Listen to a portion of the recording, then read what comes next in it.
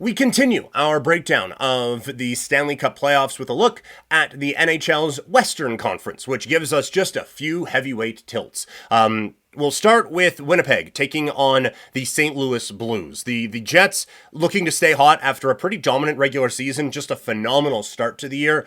I'm not going to say coasted from there because they got quite a bit of push in a very competitive division, but they end up convincingly winning the President's Trophy this year, while the St. Louis Blues are one of the hottest teams in the National Hockey League in the last month and a bit, getting into the playoffs on a high note. The big question in this series is Connor Hellebuyck. If he is good, Winnipeg should have no problem here.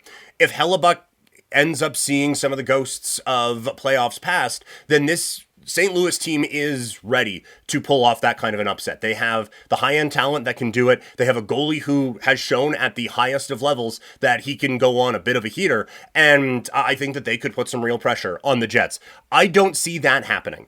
I like the St. Louis team. I don't love the St. Louis team. I really like Winnipeg. I feel like the center depth is going to catch up to them at some point. I don't think it's here. I think the Jets take this one in 6, which you can get at plus 365. Dallas taking on the Colorado Avalanche. Dallas getting Rantanen makes this series a whole lot of fun, but no Heiskanen does take a lot of the fun out of it, and Robertson probably not going to play in this series either. So it does take a little bit of the juice out of this one, while Colorado, they also made some very smart moves around the trade deadline, going out and getting Coyle and Nelson, and now maybe Landeskog. So all of a sudden, they have a center position where you are feeling very comfortable, and just a forward group in general that you are feeling very comfortable with in terms of depth and in terms of the high-end quality as well.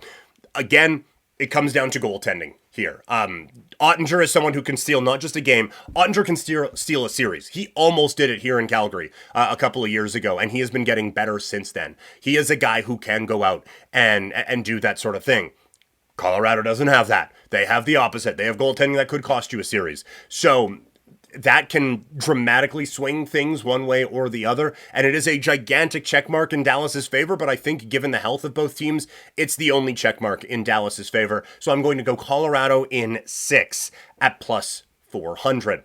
The Vegas Golden Knights taking on the Minnesota Wild. Minnesota really struggled with injuries down the stretch, so they limp into the playoffs. There's a lot of talent on this team, and so I do think, just watching them down the stretch, there was a lot of shots that were trying to be perfect and either just missing the net or hitting the post and stuff like that. I do think it's odd because it's the playoffs, but I do think just getting in gives them a bit of a moment that lets them just, okay, we're here now, we can play our game. And so I think we see a very competitive series, but Vegas has the experience. They also have a good team. There is some concern about secondary scoring in this series, that this is not the stacked Vegas team that we are used to. High-end wise, they are good, although Eichel and Stone, they didn't play in Calgary for a reason. They're a little bit on the banged up side, so we will see what you get out of them. And then after that, there's not a ton. Carlson at this point is more a defensive guy, and Pearson is, you're relying a lot on him if the big guys aren't scoring. So that is a way. There's a chance Kaprizov is the best player in this series, and Minnesota has a chance to upset the apple cart a little bit. I don't think that catches up to Vegas here. I think that they kind of make a bit of a statement in this series. I do think, while I like this Minnesota team quite a bit, and I think the future is very bright, I have Vegas winning this one in 5 at plus 350. And our last one here, breaking it all down, I have the Kings taking on the Edmonton Oilers. I think that this is the year that the Kings get the job done against Edmonton. I think we talked about it a bit on this show.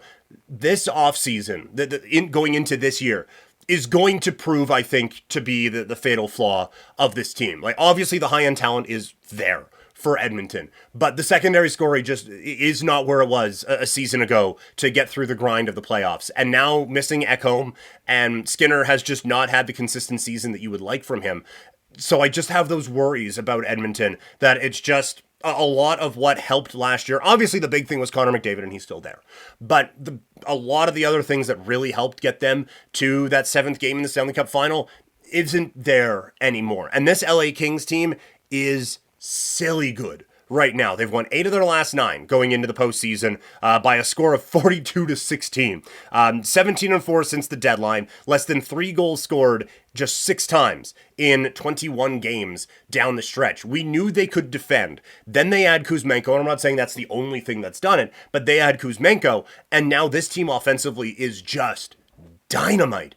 And so I feel like this is a very complete team and a very dangerous team, and I think they are finally catching Edmonton at a good time in the postseason. So I have the Kings pulling off the upset. I have Kings in 6, which you can get at plus 600. But I can't wait. NBA playoffs, we did that yesterday. Hockey playoffs, doing it today. The next couple of months, sports watching are going to be incredible. We have some great matchups in both brackets that are going to be really, really, really fun to watch.